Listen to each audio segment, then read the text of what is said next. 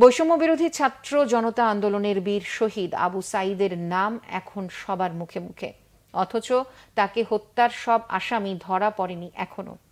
চাকুরিতে বহাল থেকে খুনিরা এখনো আছে দিব্যি। আইন বিশেষজ্ঞরা বলছেন, বিশ্বকে নাড়া দেয়া এই হত্যার ন্যায় বিচার করতে হবে অন্তর্বর্তী সরকারকেই। আবু সাঈদ হত্যা মামলা নিয়ে রংপুর থেকে জুয়েল আহমেদের 3 পর্বের রিপোর্টের আজ থাকছে প্রথম পর্ব। মধ্য আশ্বিনের সূর্যটা মাথার উপর তেজদীপ্ত আলো ছড়ালেও আবু সাঈদহীন বাড়িটা যেন ফাঁকা। উঠানে বসে মোবাইল ফোনে বাবা খুঁজছেন ছেলে হারানোর খবর। স্বৈরাচারী শেখ হাসিনা সরকারের পতনের সময় পেরিয়েছে 2 মাস। আবু সাঈদ হত্যা মামলার সময় গড়িয়েছে 1 মাস, কিন্তু এখনো ধরাছোঁয়ার বাইরে 15 আসামি। বন্দুকের নলে তরুণ সাঈদের তাজা প্রাণ কেড়ে নেয়া হাসিনার অনুসারীরা চাকরিতে এখনো বহাল। এতে হতভম্ব বৃদ্ধ বাবা মা। এখন পর্যন্ত কোনো কিছু বুঝতে পারলাম না যে বিচার হবে কি না।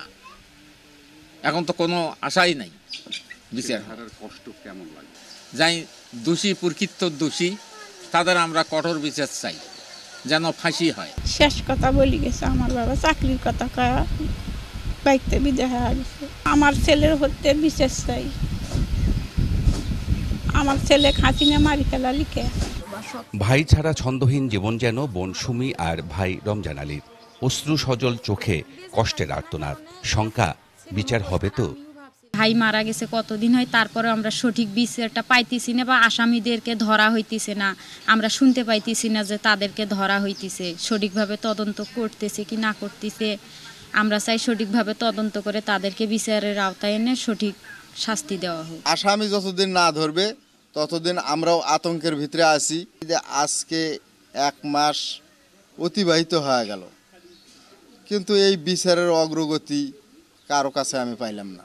আইন বিশেষজ্ঞরা বলছেন, তারুণ্যের যুদ্ধে শত শহীদের রক্তে গড়া বাংলাদেশে আবু সাঈদ হত্যার বিচার নিশ্চিত করতে হবে। আবু সাঈদের যে প্রকৃত আসামি করে যে আবু সাঈদের ভাই যে মামলাটা আদালত দায়ের করেছে, সেই আসামির 2 জন ছাড়া কেউ গ্রেপ্তার হয় নাই। আর এখনকার মামলাটা আইওয়াশ বলে আমি মনে করছি, যেটা নিয়ে কোনো কাজ হচ্ছে না। বিচারের বাণী যে নিভৃতে কাঁদে, সেই কেঁদে কেঁদে বেড়াচ্ছে তাদের সেই সেই কষ্ট, তাদের সেই যন্ত্রণা। বৈষম্য বিরোধী ছাত্র জনতা আন্দোলনে 16 জুলাই পুলিশের গুলিতে নিহত হন বেগম রোকেয়া বিশ্ববিদ্যালয়ের মেধাবী শিক্ষার্থী আবু সাঈদ। জুয়েল আহমেদ, বাংলা ভিশন, রংপুর।